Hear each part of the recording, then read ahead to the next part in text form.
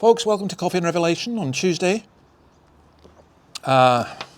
We have this. I cannot describe how much I love this. We are only going to look at one verse, but to me it's one of the greatest verses in the whole Bible, and it is also something that's such an encouragement to those of you who are not yet Christians.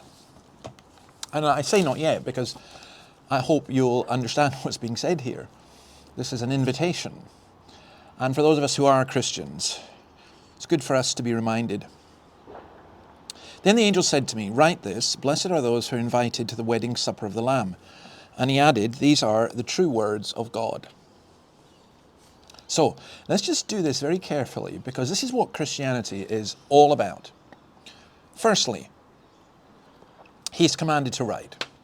This is God saying, take a letter. This is God saying, take a note. This is God saying, send an invitation. This is God saying, this is my word. Now this happens several times in the book of Revelation. We wouldn't know who God was.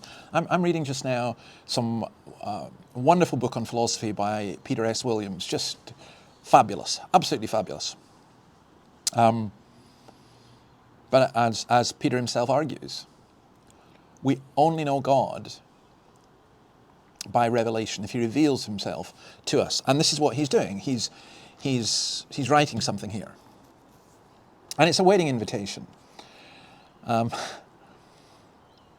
are some wedding invitations, to be honest, you put them on your mantelpiece and you think, am I going to go or am I not going to go? Maybe you don't want to go. Maybe you're not a kind of person who likes to go to lots of weddings. Maybe nobody ever invites you. Maybe you just, oh, that's pretty horrible. There are some, you're not sure if you can be bothered, and there are others, you open them and you go, wow, am I being invited to that wedding? Absolutely. I mean, the envelope's hardly open before you're sending off your reply. Now that's what's happening here. He said, write this, blessed are those who are invited to the wedding supper of the Lamb. And the invited means elected or called. Blessed are those who are invited. I think sometimes, by the way, that as Christians we forget what evangelism is. It's a wonderful invitation to people. It's a wonderful invitation to this great feast. As I said, there are many weddings that I've been to that we were delighted to go to because of who was getting married, because of where it was, and so on. And some of them, you knew that the restaurant you were going to. I remember particularly one in the island of Harris. It was just, the whole thing was just stunningly beautiful. Well, we're called to this. And then look at it, it's the wedding supper of the Lamb. Now, that implies a level of intimacy. It implies a level of joy, of music, of feasting. I sometimes think that we manage to present Christianity in such a way that it's a bit like a self-help therapy program, or it's a bit miserable, you know, if you want to save yourself from this. But yes, Christianity is salvation from sin, from death, from hell, wonderful things to be saved from, but because of that, it's also salvation too. It's salvation to joy, salvation to feasting, salvation to happiness.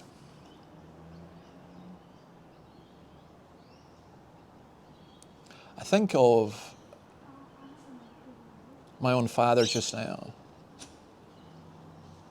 And if this is true, and I absolutely believe it is true, then he's at the greatest feast possible. I think of all the pain and suffering that we go through in this world, and it fades to nothing compared with the joy of this. And some of you who are believers, you've lost loved ones who are believers, you need to know that about your family. And you know, I think we need to feel it for ourselves. You know, it's not wrong to feel, I'd like to be there. I mean, some of us feel it in the way that we go, I'm just so fed up with this world.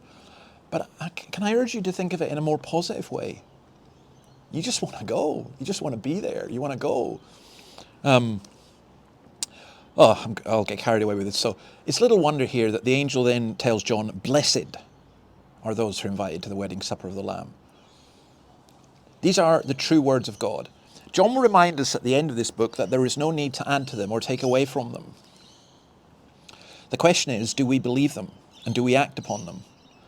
And will we accept the invitation to the greatest praise, worship, wedding, feast, party of eternity? Because that really is it. These are the true words of the Lord. I tell you these words. I don't sit here and do this every day because I like the sound of my own voice. I don't sit and do it because I think I've got some kind of profound wisdom to give to you. I don't. I just genuinely don't believe I have. But I do absolutely believe it. I absolutely believe this. And I've got this invitation that I want to give to you. And to those of you who are believers, I want to remind you of the invitation you've already received and the place that is reserved for you. I go to prepare a place for you, says Jesus. And once you get that, your whole perspective has changed, your whole life has changed. And in the words of the title of Nancy Guthrie's commentary on this book, you are blessed. That's what John says. You are blessed to be invited to the wedding supper of the Lamb. You're blessed to have this. You're blessed to have been invited. I hope and pray that you've accepted the invitation. And I hope and pray you live in the light of that invitation, knowing that that's where you're heading. God bless you and see you tomorrow. Bye.